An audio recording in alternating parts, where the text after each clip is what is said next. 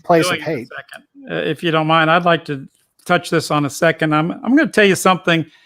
A person who I was lucky enough to become my friend told me many years ago in Moscow, and that was the great Alexander Solzhenitsyn. And I remember one day we were having coffee.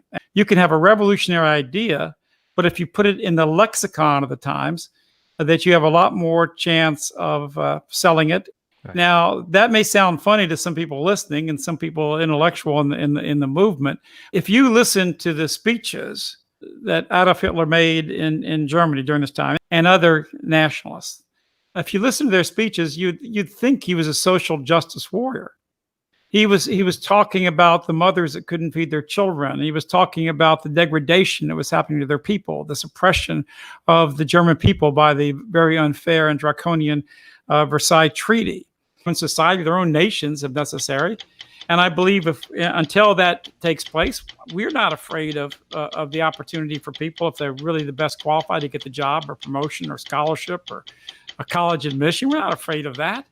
But what we are afraid of is the fact that we're facing massive discrimination. There are no rights. I mean, I think we should. Well, you all know rights, but see, that's the intellect. That's the problem. There's only will. But there's only will. Well, Richard, you're right, of course, from a law of nature. The nature gives those who are strong, no question about that. But the idea, maybe it's a natural urge, a natural healthy urge of every living thing to try to preserve itself and defend its own seed, its own heritage, its own descent, its own children. And if you put it in that context, we discover whole new worlds, and who knows what would happen then. If we survive the white race, there's lots of things that will evolve in terms of our thinking. Guys, but if we don't survive the white race, we don't survive anything. But what I'm saying is, you're Richard, when you say, yeah, it's only will. If you believe in a right, you've got to fight for that right to survive. But that's not going to give you the heart and soul of our people. It is an indefensible, bulletproof argument that can win tremendous numbers of people, right and left, over your cause and over to your side. And then you combine that with the Zionist issue. David, because we will soon be concluding. At this point, I'm muting you. Fuck this.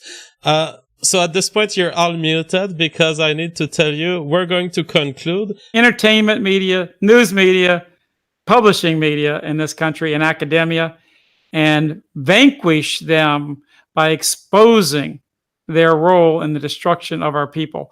Only when they are defeated politically and socially and spiritually and rhetorically, only when they're defeated are we really going to be able to make the gains that we have to save our people. That's it. All right, I was laughing because people on the chat were betting whether I was going to mute you or whether you are going to conclude. I think the bets are off. David Duke conclude by himself. And I got you again. I got you again. It didn't work.